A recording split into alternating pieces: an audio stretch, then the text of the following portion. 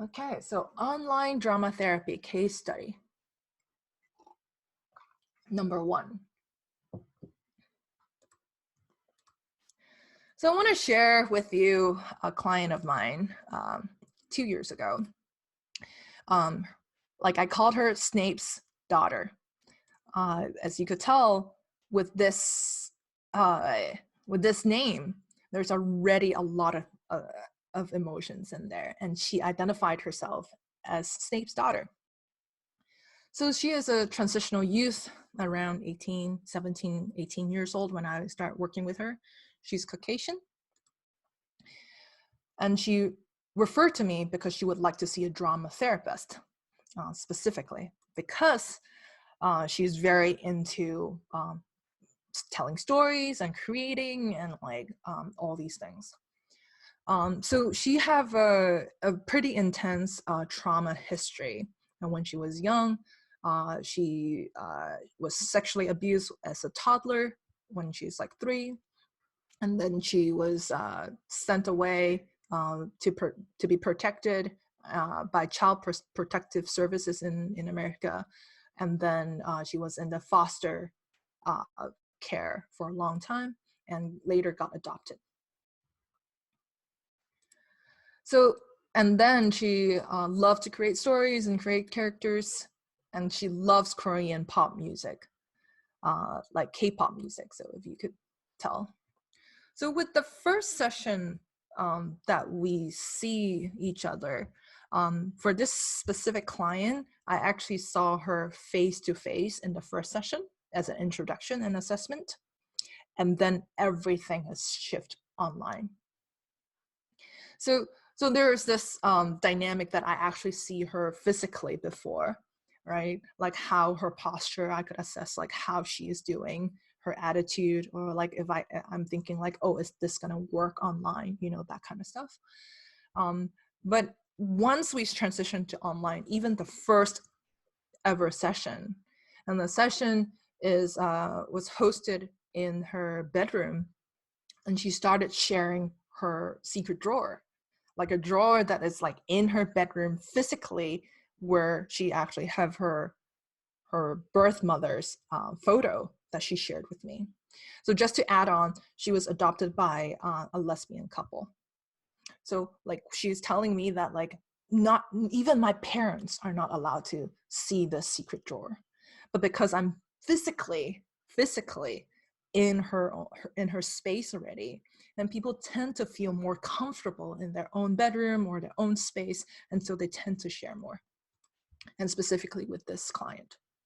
So noticing habits and patterns. When we do online therapy, we do a lot of share screening.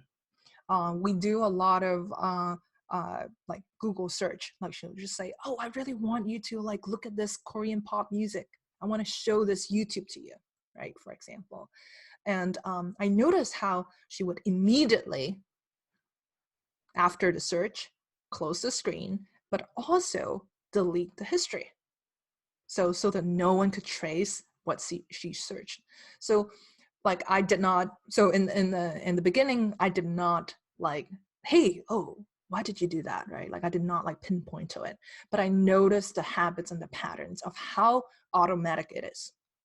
So with share screen, or like how you use online therapy, you might be able to find something that you could never find in a face-to-face interaction. I would have never known if I do a face-to-face therapy session with her, that she is so like, you know, like protective of her privacy, of like want to make sure that like everything is clean, right? So another thing that we use is we use avatars to create characters. So this is a character that she created. All these so like in the last slide, all these characters are created by her through a website called Doll Define. So she introduces that to me. So with the characters, we would share her screen, and she will type in the website, Doll Define. It's an avatar building website where you could like figure out like the skin, the color tone, your eye color, your hair, how does it look like? Is it short or long? What you wear and all those things. And then also, so for example, like she created these two characters. This is actually a mother character where this is I forgot the name, but it's like the blood claw, something about the hotel, queen of blood claw in a hotel. So like, and then this is actually her, the character, which is like in the story, right? So with this client, we create a lot of different characters. The characters like you varied from like Harry Potter characters to Korean versions of characters. This is also her, and like how she talked about like how she wanted to escape, right? Wanted to go to be different, her identity of being a Korean person, because she loved K-pop and she wants to have a Korean K-pop star as her boyfriend. So these are all these fantasies that she have. I think I forgot to mention that she, even though she is 18, you could see that like her mind age, you know, her not saying that she's not intelligent, but her age is younger, presented in a younger sense, depending on the day. So with all these characters created, like these are like some more that we do. And it's very interesting because you could actually role play with it, right? Okay, so tell me the name of this person. Tell me like how you interact with them. What's the story? What's a line? What's a one word? You know, like you could use these to do all your drama therapy, like interventions with it. And also, she actually in the last session created me. So this is actually me. Like that's how she sees me as a therapist. So I have pink hair, which I do not have pink hair, and like how she actually like think about like the houses of like Harry Potter as well. So just to recap, how we created is that we use like a website called Doll Define, which is introduced by the client. I did not know that website before I worked with her, and she uses that to create characters, and she loves creating characters. So you could tell like with here accessories, is there glasses, is there earrings, you know, like so how can you like support the client in creating characters, but also not like have the boundary of like, okay, let's create a character and then we're going to do something else, right? Like as you could tell, like she really loves the character creating part rather than like other parts of like the therapy. But how can you guide her in a way that that could be supportive with your treatment? So this is another thing that I want to share. This is her, we created a story together on a Word document, which is, she typed it out. So I told her one day, oh, okay, Snape's daughter, today I want to make sure that we have a story. We're going to write a story together. And so I said, okay, let's have a Word document, and then you could share screen, and then you could type it. So rather than me typing it, she actually typed it. So I started with the classic. I said, once upon a time, and then she typed once upon a time, right? And then she started to create those characters. Whoa, wait a minute, what are you doing? We just started this with a classic sentence. Let's do it again. I didn't sign up for this. Fine. Let's do this again. The beginning was the end. What? What's that supposed to mean? I mean, the end was also the beginning, kind of like a loop, like a bubble, like a dream, like a chicken and the egg. Wait, I mean, egg and the chicken? Like life and death and everything has a beginning and the end. Oh, I get it. are you two quite done? Right? So you could tell in the story, it progressed with like 2 people, and then she introduced a third character, and she typed it out.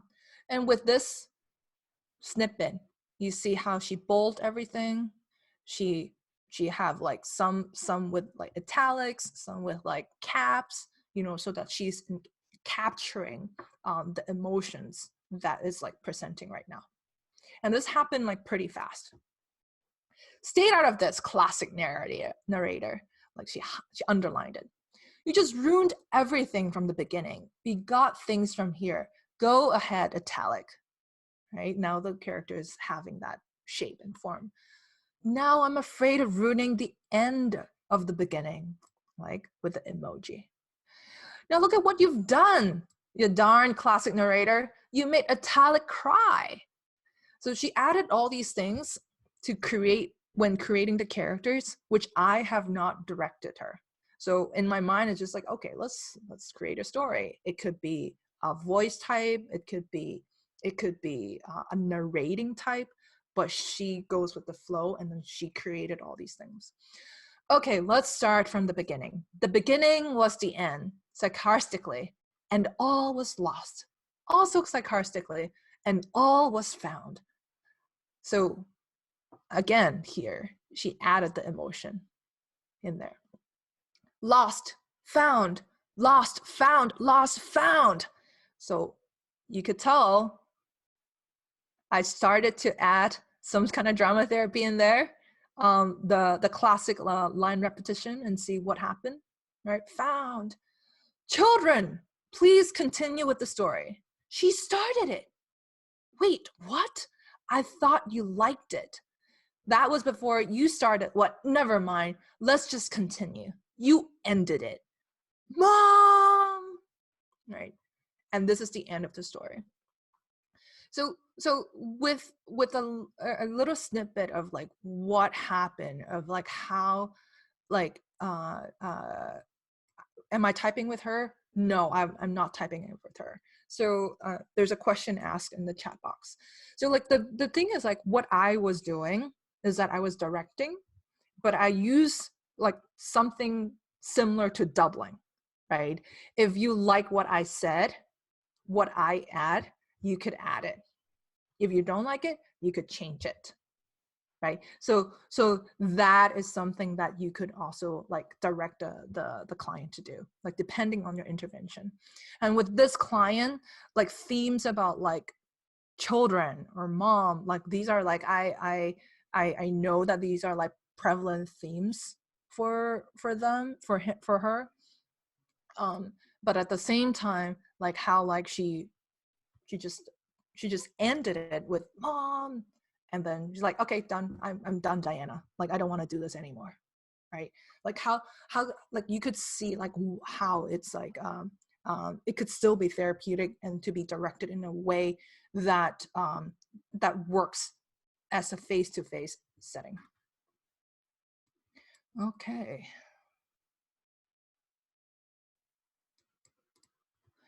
So some takeaway from Snape's daughter's case.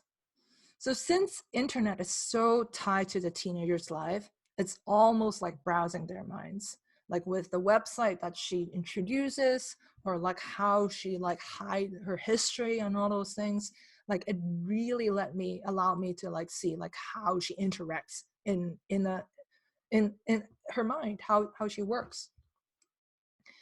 Online therapy does not take away the creative aspect of drama therapy. It's about like how can you incorporate what you're doing already, like in the treatment. So bringing therapy closer to home, literally. So I get to see her dog. I get to see like, like what her setup is, like her bedroom, the garden that she have, like how, like the things that is like in her room, the secret drawer, for example. So this is something that I want to make sure that people know, is that like sometimes with working with teenagers or children, like they might not have that luxury of being alone.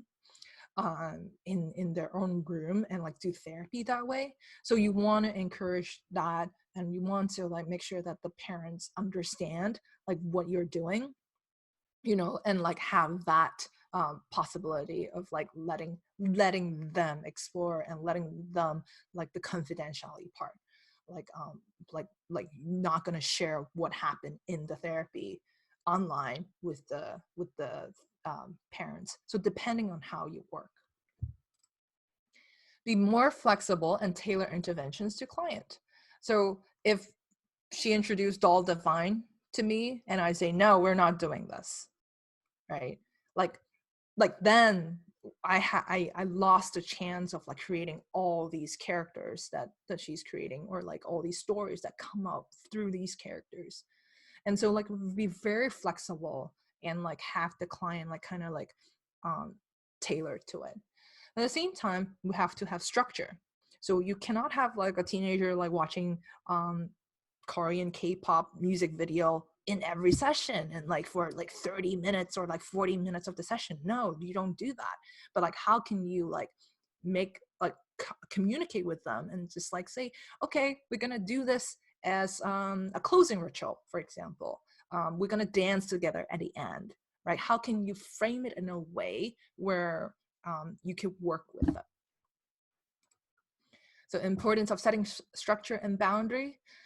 Some people really need to like, okay, can you make me full screen, right? Can you make me like more prominent in your screen so that you remember that I'm talking to you, right?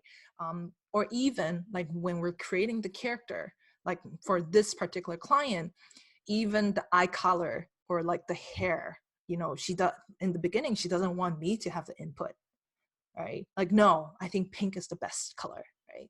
Or and then like eventually you could see how the client shift of like, oh, we're gonna throw it in. Oh, I think like purple looks good. Oh, okay, you know. So like how does it work? See how your client is accommodating and not accommodating with you. So different ways of learning about the client, the media, observing the patterns, what kind of music do they like because of this, like I all focus more on the sound and music in my other clients as well. So constant risk assessment is needed. For this particular client, Snape's daughter, because of her trauma, and it was a childhood trauma, and then she stabilized like for a long time. But then she started dating. And it kind of like with dating and the sexual fantasy that came up and the sexual desires that came up, it actually have the client have a regression of like what's happening. So a constant risk assessment is needed. For this particular client, I have to make the call of like, okay, online therapy does not work anymore with this because her risk is higher. And I have to like make sure that she's safe and be able to like see a person like in a face-to-face way so they could assess her. So like I have to refer out. So like there's a lot of times like when you are working really well with a client, you thought everything goes well. But when the risk is higher level than what you could provide as a therapist online, because knowing that online have so much limitation, even though there's a lot of benefits to it, like we have to make sure that we have to like have that assessment right. Okay. So online drama therapy case study 2. So this is another client of mine called Lucy. So Lucy is in her 30s. She's a Caucasian female, high-functioning adult, work in the educational field with youths, also a freelance artist, design costume for theater shows, and a yoga teacher. The reason why she came to me is because she had a really hard time finding a therapist. due to the schedule. So you can imagine like the day job in working with the youth, but also the yoga teacher like part, okay, classes here or like a theater show there. So it's hard for her to have consistent therapy. So with this client, I noticed like in the beginning how she started her sessions in a studio, which is like a work, a workroom that's like kind of like with all her paintings and like her costume design stuff is in there. It's kind of messy in the background, and so like I use this ritual with this client as the opening and closing. So like so grounding and breathing as opening ritual and drawing as a closing ritual.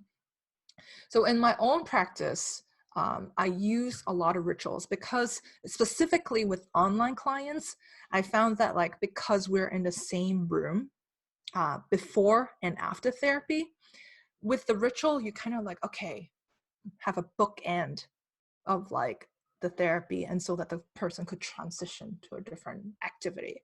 Because sometimes clients would actually be online, and then when we shut the therapy down, say bye, and then they actually are still sitting down in the same computer and interacting in the same way. So with the closing ritual or the opening ritual, it helps the client to like compartmentalize the therapy. And especially like I found it really helpful is that like when I know that like the time is almost up, I could like cue it. I could say, okay, it might be the time that we're gonna like start doing our closing ritual, right? So with this particular client, because she loves drawing, so every single time our closing ritual is drawing, and she knows about it, and she have this notebook that she have every single time, and she just draw or doodle in the last few minutes, and she would show me the image on the screen. Sometimes I would say, oh, say one word or something, one line about the image, or we're just like, okay, we'll share it, and then that's the end of it. Something like a DVT, like you just leave it. So she came in for a relationship issue, but she also have this thing that happened is picking her skin. So she after like I think around 6 months of therapy, of online therapy, she suddenly tell me and just say, oh, Diana, actually I don't really wear dresses because I've been picking my skin on my thigh specifically. And I do it in my bathroom, and it's like scabs all along. And so I do not wear dresses. And in my brain, it's like, oh, wow, all these things like that she haven't told me until now. And I'm so like, I'm frustrated at that time of like, oh, actually I have to like make sure that the client report these things. Like it could, like skin picking could be very normal for some people, and just like that's like how they do it, right? And what the client is experiencing, and they do not think that it's a huge issue, and they don't bring it up, right? But this person, because I could not see her face to face, I could not assess like, oh, are you wearing a skirt or like a dress or pants, like I could not see it. So I missed it, but she have to self-report it.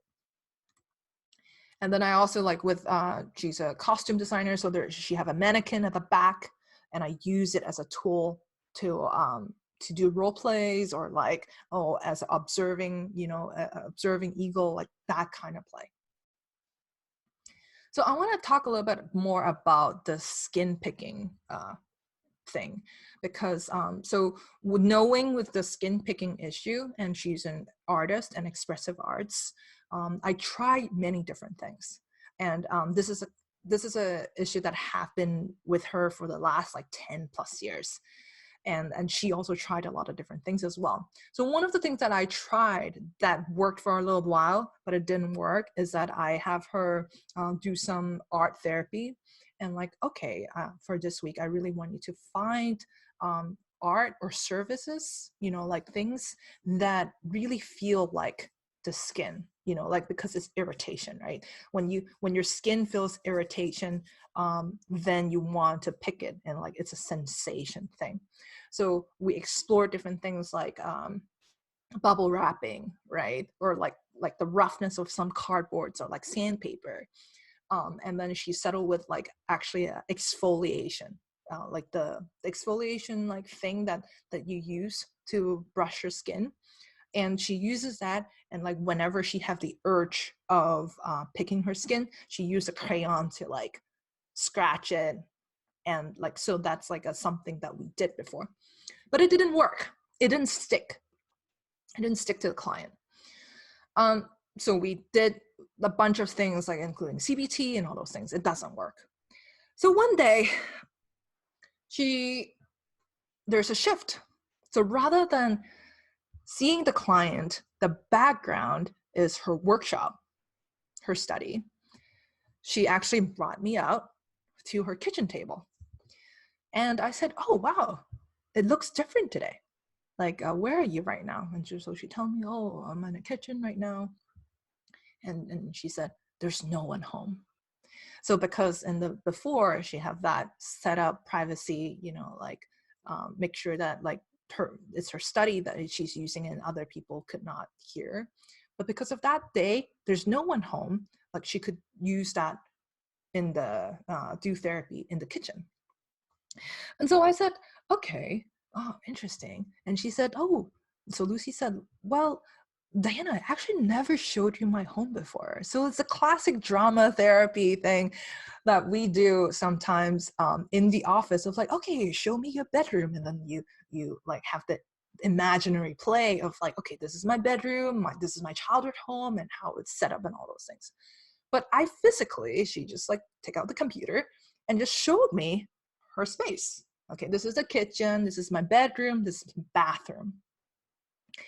And when I saw the bathroom, I paused because I know her skin picking issue is when she go to the toilet and she start picking her skin on the thigh. So it happens in the bathroom. So I said, hey, Lucy, wow, your bathroom is so nice. There's this big window and these little plants like facing the toilet. And like when you sit there, you could see that like the room kind of like, it's like warm and like there's like sunlight in there. And I said, oh, of course, like that's in my mind. It's like, of course she picked her skin there because it's like a safe space, right? And so I wanted to like direct the conversation back to the skin picking. So I said like, oh, I'm thinking about the skin picking that you talked about before, and I wonder. I noticed how your bathroom is. It's fair. It feels good in the bathroom when compared to all the spaces in your home. I wonder if we could do something around that. And so, with me noticing, she have these little plants like on the windowsill. There are 4 of them, and I said, oh, can we do a role play with the plants? And that actually spirals into something really interesting. The plants have names, and they started to say, oh, Lucy is picking her skin again. Or like one of the plant have like different tone. It was like, oh no, she does it again because she couldn't control it, you know. Or like there's this voice of like critical voice, the helping voice, or like, oh, when is she done, you know. So like we explore different voices with the 4 plants. And that there's this little baby plant at the end, you know, like 1, 2, 3, 4, there's a little baby plant, and that baby plant is just like very supportive. It's like, oh, she's doing it again, you know, like and it's okay, you know, that kind of like character. And so we kind of like analyze the situation, and we come to the conclusion. She come to the conclusion is that like, okay, for skin picking, the first pore, it's really ingrown hair. Like that's why I pick my skin. Like it's uncomfortable. The second one is also ingrown hair, so it's really uncomfortable as well. but maybe not the third or the fourth or the fifth or the sixth or the seventh, you know, like all these things. And so we come up with a plan of like, how about every single time she pick her skin in her bathroom, she will dedicate one pour to one plant. And so we have that role play of like, okay, the first plant will say, okay, Lucy, you could pick 4 today, right? And then the second plant is like, okay, this is the second one, and like, and for the client to be like, okay, I'm dedicating to this plant, and then the next plant, and then the fourth plant, and then the baby plant will say, okay, done, like that's it, right? So like with that role play, because it's physically an object in the client's home, and because like using the intervention to like really concretize what we want to achieve, so these kind of like characters come up even when the therapy ended. And so we have a really good results on like how she, like the skin picking issue starts to like heal and be able to like heal that way, and the impulse is gone.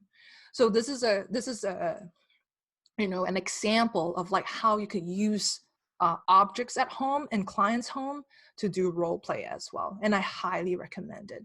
So something which is like stable, something that that could like use a nurturing sound, or like how can like how like, so if you notice I shifted like how the plants are talking to her in a critical way to something which is more nurturing or like boundary setting, you know. So that's something that you guys could like think about. So another thing that I want to share here is the drawing that she had. So this is the drawing for the termination session. So like, because the drawing is a ritual that we use all the time, and so I in the termination, like I said, okay, we're gonna do a little bit of a bigger drawing today, and I want you to like capture what kind of things that impacted you in the trajectory of like the therapy, or like the times that we worked together.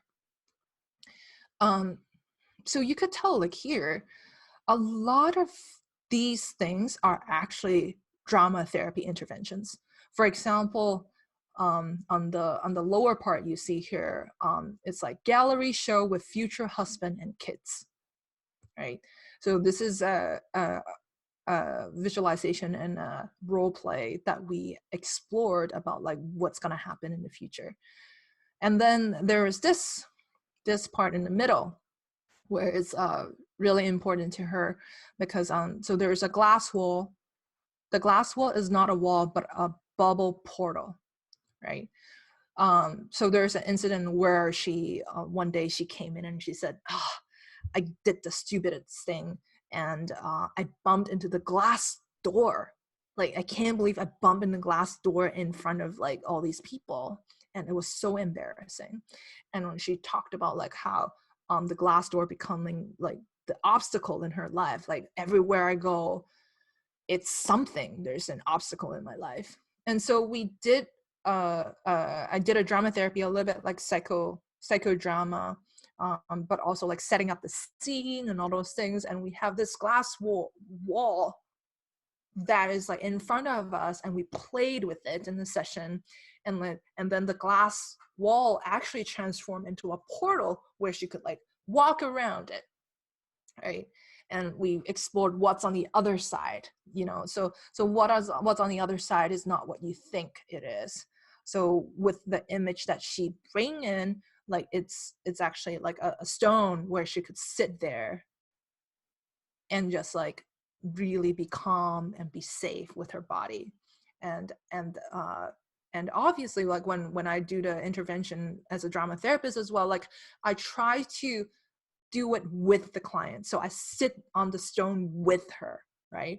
And then we talk like how does it feel like, or like the nuances around that role play.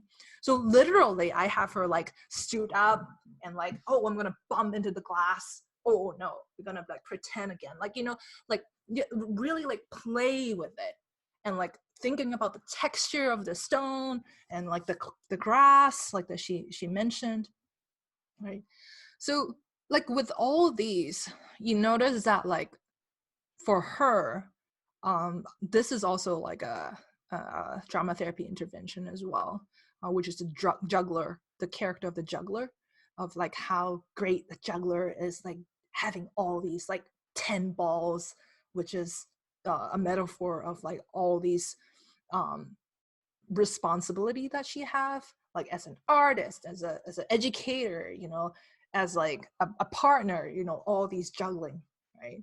And so we talked about like, and like how a juggler advertised himself or herself, or like how to like have like beautiful balls, like specific balls which is very precious and important, and have like 5 of them rather than like having 10 like ugly balls um playing around. And so that's the metaphor that we played around, and like we also do experiential around it. So because she is a 30-year-old client and she is high functioning, I'm able to get feedback from her. So when 2 years ago, when I said like, oh, I'm gonna do this presentation, I actually reached out to her, and she told me like how her experience is. So Lucy's feedback. Some feedback from my experience without online sessions. Physical space was still acknowledged. What was in the room, if something was happening, using the space and things in space was an option. This was very grounding. For example, noticing my dress form, naming her, and even use her as a grounding tool, or even acknowledging your dog was making noises. Just because we were online doesn't mean we ignored our physical spaces. This could also tie into acknowledging the body and using physical cues to help even when not in the same room. You are always really good at noticing when I look tense or need to breathe, and we could breathe together. The drawing time was one of my favorite parts of our experience. This was easy to share my drawing with you. So like the thing about this is that the takeaways for the last feedback that she gave. So this is like verbatim, like what she typed up to me in an email. I'm grateful that this client is very open in sharing her experience, and like I always check in with her of like, okay, so it has been like, I don't know, like a month in of therapy. What are you feeling right now? How are you feeling right now? And how can I be more effective? Like if there's a way. Or like, oh, we are a year in, like can we talk about like the treatment and like what's working and not working, right? You want to be like very like communicative with the client. So some takeaway for Lucy's case. So this is the portal that she imagined. Okay, so there's a question about where is the drawing? Do you have her share drawing with you? Do you see it on the Zoom screen?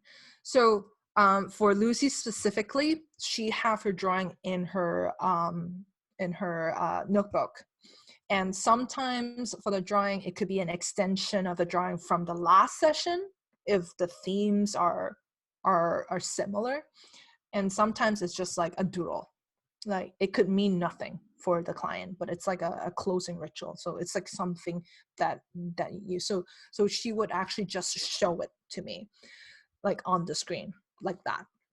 But because that was a ending session, and for that ending session, I actually did a drawing on my end as well, on the things that I noticed about this therapeutic relationship, right? So like that was our closing ritual. And so I actually told her, like, can you take a photo so that I could see it clearly, because it was a bigger picture. So that's the reason why I have that photo of her drawing. But other than that, I did not keep any of her drawings because it's at her place. So the takeaway is consistency in attending therapy. She actually never canceled. Like I think like maybe like once. like so minimal that I do not remember, because because of like the scheduling, and like she makes sure that like she's able to do it, and if she couldn't, she could be able to find a place, maybe in her work where a conference room is empty, like things like that to help with it. So the use of ritual is really important, and it's really crucial in this client's case. The use of space, the objects in her space, like using the mannequin, or using like my dog, like, oh yeah, it barked, like acknowledging that. Importance of self-report. If she did not report that she's picking her skin, I would never know. So from that, I learned how important it is for a client to report how she or him is doing. So for example, if a depressed client, right, I would say something along the lines of like, okay, from a scale of 1 to 10, right, how are you feeling today? And then you write that down, and so that like you could track, like in every session you ask the same question, and like if it's like, and then you could see where the client's at. Or like, oh, are you sleeping? These kind of things. Like some clients will need you to like more verbally like say it out loud, and they would like it would be easier for them to understand like what you're looking for and what your questions are. Or you could even say, like, when I ask you how are you doing, I want you to tell me a little bit about your body. I want you to tell me a little bit about the relationships that you have for this week. Or I want you to talk about like your mind state. So something specific. How to encourage embodiment, right? Like for like the role play. Oh, was gonna start with like one line of like how what's the plant it's gonna say, like one line. Or like what kind of like voices is there, right? Or what kind of is it a low voice or a high pitched voice, so how can you encourage embodiment? Use of metaphor. For this client specifically, there's a lot of metaphors because like of the drawing, like I could see how the drawing kind of like encapsulates with the therapy. And the last thing is that when we say goodbye for the last time in the closing session, she asked me, I said like, oh, is there any question that you want to ask before we leave? And she said, I don't know how tall you are. How tall are you? Right? It's kind of interesting how like we never met each other physically, but we have like a very intense therapeutic relationship with each other. Like, so I want you to know that like, even though we like online is very different, it doesn't, so for some, you might feel like, okay, this is not therapeutic relationship because I'm used to the face-to-face therapeutic relationship. So like, it's actually, what I'm saying is that like for online therapeutic relationship will feel different and look different from the relationship that you have with clients who you are seeing face to face. And that's okay. Right. So it's just like having friends. Some friends are best friends that you only see like few times a year and you still consider them best friends. Or the relationship that you have with a coworker where you see every single day, right? But you don't have that kind of connection. So like, it's just a different taste of relationship, of therapeutic relationship specifically for this.